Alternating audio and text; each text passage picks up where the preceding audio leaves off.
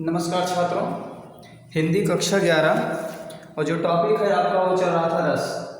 तो रस में श्रृंगार रस की चर्चा पूरी हो गई थी। आज हम चर्चा करेंगे करुण रस की। और करुण रस का स्थायी भाव जो होता है वो क्या होता है? शोक। करुण रस का स्थायी भाव शोक होता है। और शोक किस किस कंडीशन में हो सकता है हम बता देते हैं आपको। किसी बंधु का विनाश हो गया हो, कोई आपका बहुत ही प्रिय व्यक्ति हो, आपका सखा हो, आपका मित्र हो, उसका कोई चीज या उस बंधु से वियोग हो गया हो, आपसे दूर चला गया हो, या कोई सामान हो आपका चोरी हो गया हो। जैसे प्रेमी सदैव के अभाव में क्या होता है, बिछड़ने से क्या होता है, करुण रस उत्पन्न होता है। करुण रस में कहने का मतलब ये हो गया कि वहां पर करुण का मतलब शोक होता है। शोक वहीं पर होगा जहां पर दुख होगा, दुख वहां होगा जहां पर एक लोग दूसरे लोग से बिछुड़ जाएंगे। यहाँ पर आप एग्जाम्पल देखे हैं कि श्री राम जब जो है रो रहे होते हैं, उस कंडीशन में क्या होता है, जब हनुमान जी संजीवनी बूटी लेने गए होते हैं और राम जी क्या किए रहते हैं, लक्ष्मण को अपनी गोद में लिए विलाप कर रहे होते हैं। कहते हैं जथा पंख बिनु खग अत दीना, मन बिनु फन करिवर करहीना, असमम जीवन बंद बिन तोही, जो जड़ देव जियावै मोहि। कहने का मतलब ये हुआ यहाँ पे जो श्री राम जी हैं वो लक्ष्मण की मूर्छा पर क्या कर रहे हैं, विलाप प्रस्तुत जो है व्यक्त कर रहे हैं कि हनुमान जी जो हैं वो कहाँ गए हैं, संजीवनी बूटी लाने गए हैं। लेकिन बहुत देर हो जाने पर राम जी बहुत व्याकुल हो जाते हैं और उस व्याकुलता की स्थिति में वो अपने भाव को प्रकट करते हैं शोक रूप में रोते हुए। और उनकी जो उनकी व्याकुलता है वो संचारी भाव होती है। इसमें इस पंक्ति में आप देखेंगे श्री राम जी लक्ष्मण को अपनी गोद में लिए हुए हनुमान जी द्वारा जब संजीवनी बूटी लाई जाती है, लेकिन अधिक देर हो जाने पर वो बहुत ही व्याकुल हो जाते हैं और व्याकुलता की कंडीशन में अपने क्या करते हैं, मनोभाव को व्यक्त करते हैं शोक के रूप में। यहाँ पर अगर आश्रय की बात करेंगे तो आश्रय राम है, ठीक है। आश्रय हमने कल चर्चा की थी कि आश्रय क्या होता है। उसके बाद लक्ष्मण आलम्बन हुए, ठीक है। और उसके बाद जो राम के उद्गार है, जो राम के अंदर व्याकुलता आ रही है, चिंता व्यक्त हो रही है, वो अनुभाव है। और उसके बाद जो हनुमान द्वारा विलंब किया जा रहा है वो क्या कर रहा है, उद्दीपन पैदा कर रहा है कि कितनी जल्दी से हनुमान जी आ जाए और मेरा भाई लक्ष्मण ठीक हो जाए। उसके बाद जो उनकी चिंताएं, उनकी व्याकुलताएं हैं वो क्या है, संचारी भाव है। तो आप करुण रस का स्थायी भाव शोक जान लीजिए। इसकी परिभाषा लिखना हुआ तो परिभाषा में आप बताएंगे किसी बंधु हो गया, आपका कोई प्रिय व्यक्ति है, कोई प्रिय वस्तु है, आपसे क्या हो, अलग हो जाए, कोई छीन ले और उसके उस विक्षोभ में क्या होता है, करुण रस उत्पन्न होता है। शोक नामक स्थायी भाव, कोई आपका प्रिय व्यक्ति को मर जाए, उसका डेथ हो जाए, उस कंडीशन में शोक क्या करेंगे, शोक व्यक्त करते हैं। वही शोक क्या होता है, करुण रस जो होता है अस्थायी भाव है। और जब शोक नामक अस्थायी भाव पैदा होता है तो वहां पर करुण रस होता है। उसके बाद तीसरा रस है, हम चर्चा करेंगे हास रस की। हास रस का अस्थायी भाव होता है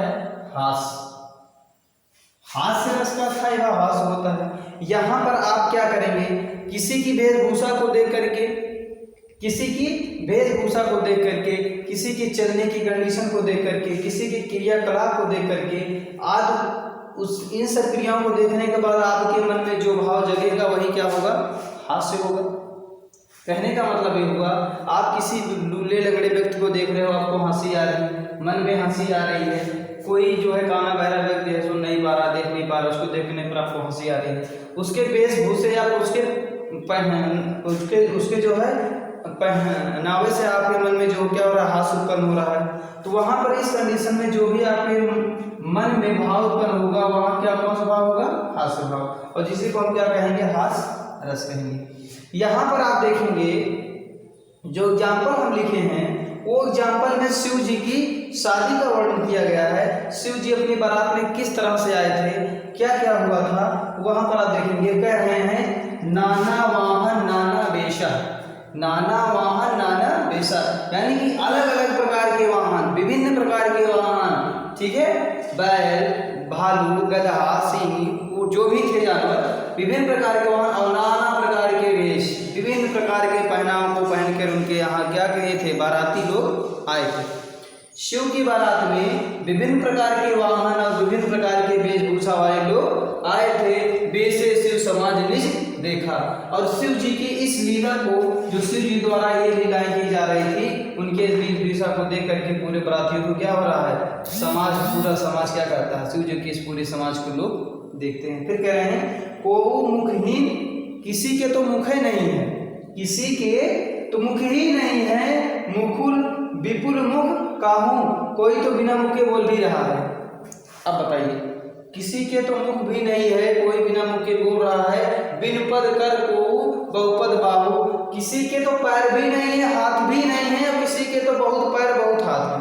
अब आप देख लीजिए, यहाँ पर हास नामक स्थायी भाव हो रहा है, यानी कि हंसी आ रही है। नाना वाहन, विभिन्न प्रकार के वाहन, कीड़े मकोड़े, बिच्छू, सांप, चुंगर, ठीक, गाय बैल भैंस जो भी थे, विभिन्न प्रकार के वाहन, और नाना वेश, विभिन्न प्रकार के पहनावे, जो है चित्तर गुद्दड़ पहने हुए, जो है बाकी खाल वाल लपेटे हुए।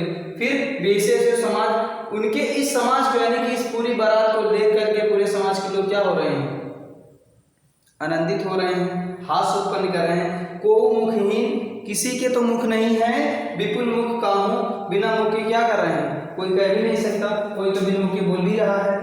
बिनु पद कर को बहुपद बाहु, बिनु पद, बिना पद के, यानी कि बिना पैर के, कर को, किसी के तो पैर, किसी के पैर ही नहीं है, किसी के हाथ ही नहीं है। को पद बहु, यानी कि किसी के तो बहुत पैर और बहुत हाथ हैं। अब यहाँ पर अगर आलंबन की बात करेंगे तो जो शिव जी हैं, जो शिव का पूरा समाज है, क्या है, आलंबन है। जो शिव का पूरा समाज है वो आलंबन है। और आश्रय की बात अगर करेंगे तो आश्रय यहाँ पे क्या है, शिव जी हैं।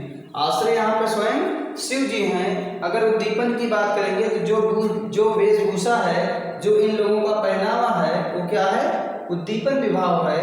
और जो शिव जी का हंसना है, उनके द्वारा ठहास किया जा रहा है, वो क्या है, अनुभाव है। और रोमांच और हर्ष भरा जो समय था वहाँ का, वो क्या है, संचारी भाव। तो इस प्रकार से आज दो रस आप पढ़े, करुण रस और हास्य रस। करुण रस का स्थायी भाव हमने बताया शोक होता है, और हास्य रस का स्थायी भाव हास्य होता है। जहाँ पर एक किसी व्यक्ति, कोई भी प्रिय वस्तु, कोई भी प्रिय व्यक्ति खो जाने पर, या उसके बिछुड़ जाने पर, या प्रेम सदैव के लिए जो भी रस उत्पन्न होता है, जो भी भाव उत्पन्न होता है, उसको शोक कहते हैं। और जहाँ पर शोक नामक स्थायी भाव होता है, वहाँ पर करुण रस होता है। एग्जाम्पल में जो लिखा गया है, ये श्री रामचरितमानस से लिखा गया है, तुलसीदास जी द्वारा, श्री रामचरितमानस। ये श्री रामचरितमानस की चौपाई है, और इसमें जो है तुलसीदास जी द्वारा लिखा है कि जब हनुमान जी संजीवनी बूटी लाने जाते हैं, लक्ष्मण को शक्ति लगी होती है। लक्ष्मण जो है, राम जो होते हैं, अपने भाई को अपनी गोद में लिए व्याकुलता भरे शब्दों से कहते हैं कि क्योंकि हनुमान जी द्वारा बहुत विलम्ब हो जाता है, और उन्हीं के विलम्ब के कारण क्या होता है, धीरे धीरे आस जो होती है खत्म हो जाती है। और राम की इसी व्याकुलता का इसमें जो होता है वर्णन किया गया है।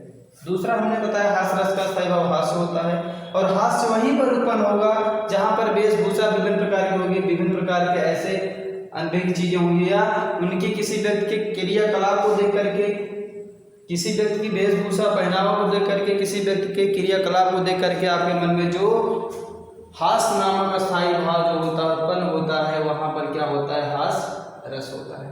यहाँ के एग्जाम्पल में शिव जी की बारात का पूरा वर्णन किया गया है। कोई तो विभिन्न प्रकार के वाहन पर बैठ गया है, कोई पैदल गया है, कोई बिच्छी लिया है, कोई सांप लिया है, कोई भोजन लिया है, और कोई तो किसी के तो मुख भी नहीं है, किसी के मुख तो है लेकिन बोल नहीं पा रहा है, किसी के पद हैं, किसी के पैर है ही नहीं, किसी के बहुत पैर हैं, और किसी के बहुत हाथ हैं, किसी के हाथ ही नहीं है। तो इस प्रकार की जो रचना एक जो होता है, यहाँ पर जो लिखा गया है, ये वो जो है हास्य रस का जो है एग्जाम्पल है।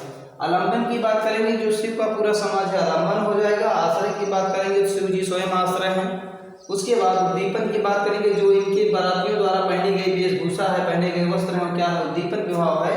और शिव जी का हंसना जो है अनुभाव है, और रोमांच भरा समय जो है वहाँ का क्या है, संचारी भाव है। तो अगले हम जो है टॉपिक पे बात करेंगे, दो रस आपके और बचे हैं, वीर रस और शांत रस। तो 2 रस और बचे हैं, बीरस शांत रस। कल के रस में हम चर्चा करेंगे। नमस्कार।